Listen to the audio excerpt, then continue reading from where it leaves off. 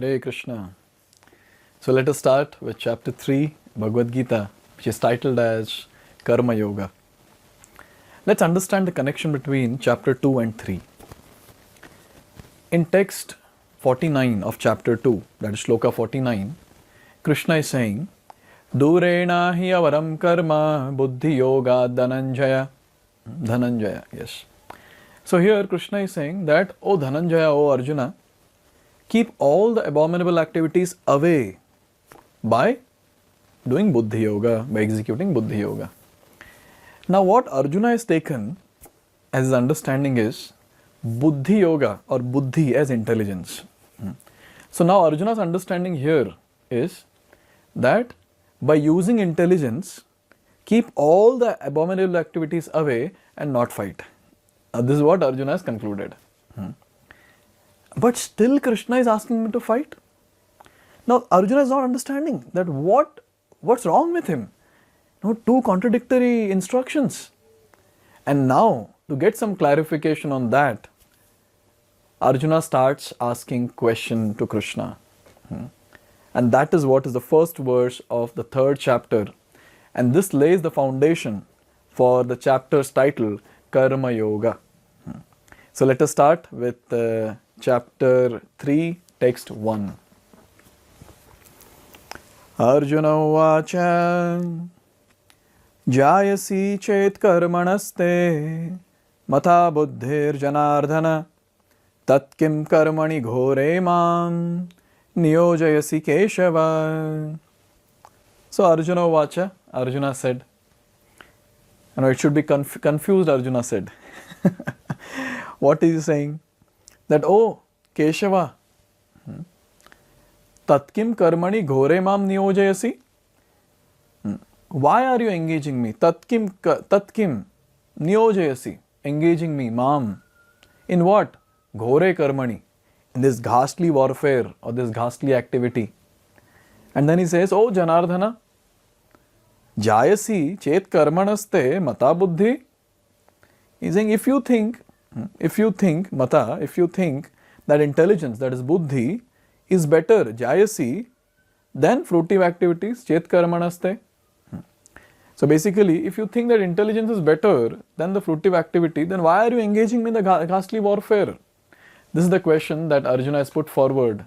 Now let's explore this particular verse and see what we can learn.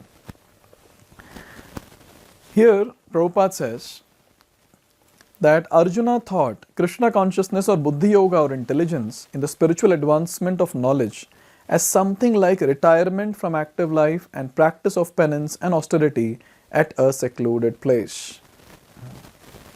Now this is the great misunderstanding which people have in general.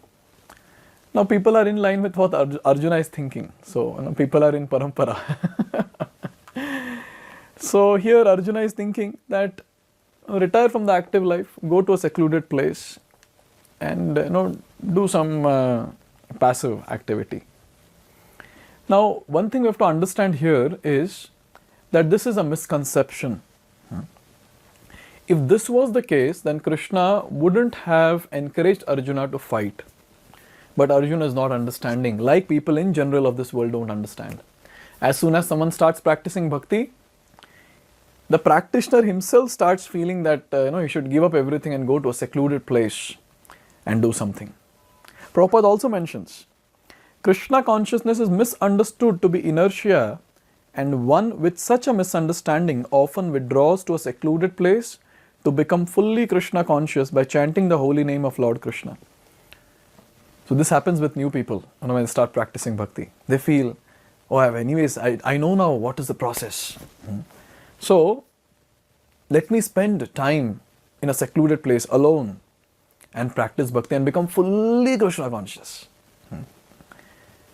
But then there's a missing link here, a missing point. What is that? Without being trained in the philosophy of Krishna consciousness, it is not advisable to chant the holy name of Krishna in a secluded place where one may acquire only cheap adoration from the innocent public. See, one important point that we need to understand is we need training. We need training to practice Krishna consciousness. Why training is needed? From many lifetimes we have been doing sense gratification, gratifying all our senses from top to bottom. And what has happened? When we are doing sense gratification, there are lots of impressions on our mind, samskara. And these impressions which are there are very nice. When they pop up, it feels so nice because the experience that our senses had previously are so-called blissful experience. And that experiences are stored in the mind. Now, when a person is going to a secluded place, what happens? All those wonderful samskaras will come out. And instead of chanting Hare Krishna, the person goes back to his own life movie. And then he watches and thinks, how can I re-execute the same sense gratification? How can I do the same sense gratification again? So Prabhupada says that when a person is not trained in Krishna consciousness and then he sits alone in a secluded place to practice bhakti, the two things that he will think of is wine and woman. Not anything more than this. Thinking about Krishna is very far. Very far. So a training is needed. A training is needed to become fully Krishna conscious. And that training is engaging oneself in service of the Lord, active service of the Lord. So those active services are like serving in the temple in various ways, preaching the message of Bhagavad Gita, helping people to understand the Krishna conscious philosophy, coming in association with devotees and doing some service for the Lord, like cooking, cleaning the temple and distributing books and so on and so forth. So these active services are very, very important. Why these active services are important? So that the previous impressions that we have on our mind, those have to be covered now with Krishna conscious impressions. Then when the person becomes fully Krishna conscious, when the impressions are really proper, at that time the person can think of going to a secluded place and chanting Hare Krishna. But in Krishna consciousness, a secluded place does not mean a lonely place. Secluded place means a place which is filled with devotees. That is secluded place according to Krishna consciousness. For other yogis, etc., in Himalayas, for them secluded place means a lonely place. For us as devotees, we need devotees around to practice bhakti. Without devotees around, we cannot practice bhakti. It's a myth to think that, without devotees, and I'll be able to practice bhakti. So devotee association is very important. And here, Arjuna, very nicely Prabhupada is mentioning, he wanted to skillfully avoid the fighting by using Krishna consciousness as an excuse. There are many lazy people on this earthly planet. Those people, as soon as they get to know about bhakti, Krishna consciousness or whatever, then they start thinking, this responsibility and all I'm not able to manage. Better I give it up and go somewhere and then nicely eat and sleep. With free of cost it is coming, so let me nicely eat and sleep. Those people are irresponsible people, and those people will never be entertained by Krishna, never. So this is a very important point which Arjuna is trying to do. Skillfully he is trying to avoid his responsibilities. And what is the reason he is giving? Bhakti. In fact, when a person starts practicing bhakti, he very skillfully manages his duties of day-to-day life and at the same time his sadhana. That person can be called as he's practicing bhakti. Not the person who gives up the responsibilities and at the same time does not take up higher responsibilities and just relaxes. Let me relax. Yes. So this is not done. And this is what Krishna is trying to tell in Bhagavad Gita. This is not done. In fact, we'll see in the future verses. Very strongly Krishna is talking about this. There's one nice practical application here. Look at the question which Arjuna is putting forward. Before I talk about the question, look at the two words that Arjuna is using. He's saying, "Oh Janardhana, oh Keshava." So what is Arjuna trying to tell here by saying Janardhana or Keshava? So he's saying, "Oh Jana Ardhana." Ardhana means pain and Jana means one's own people. So he's saying, "Oh Krishna, oh Jana Ardhana, by your order, you're actually giving pain to your own people." And then he's calling us Keshava. So Ka stands for Brahma. Ka means Brahma. Isha means Shiva. And Va stands for Vayase. that is you control. So basically he's saying that you control even Brahma and Shiva. Oh Krishna, oh Keshava, how can I not follow your orders? I have to follow your orders. So I am requesting you that please clarify this for everyone's benefit. What is the clarification that is needed?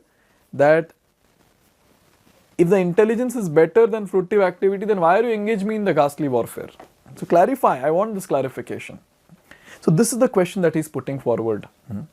And the practical application that we see here is, as a sincere student, he placed the matter before his master and questioned Krishna as to his best course of action. So what are we as students should do? In spiritual life, a very important aspect is, we are trying to understand something which we cannot understand. Are we understanding? Okay, let me make it clear again. We're trying to understand something which we cannot perceive with these senses. We're trying to understand transcendental, something which is beyond human reach. And what will happen because of that? We'll not be able to understand and we'll start getting doubts. So at that time it is very, very, very important to approach one's own spiritual master and clarify those doubts, like Arjuna is doing. Arjuna got a doubt and he's clarifying. He's not speculating that maybe Krishna said this, maybe Krishna said that. According to my opinion, this is the thing. No. He's asking directly to his master, please tell me. Please tell me, what exactly you want to convey. What should I do exactly, oh my dear spiritual master, oh Keshava, oh Janardhana, tell me what should I do. And Krishna, being a very, very merciful spiritual master, Jagat Guru, Adi Guru, that is the right word, Adi Guru is the first spiritual master of everyone in this entire creation. He is going to clarify this doubt by speaking of very, very wonderful philosophy called as Karma Yoga. And that's what we're going to see in the entire chapter 3. Now again, Arjuna is speaking one more verse, asking for more clarification. So let's see that in the next verse, next video. Hare Krishna.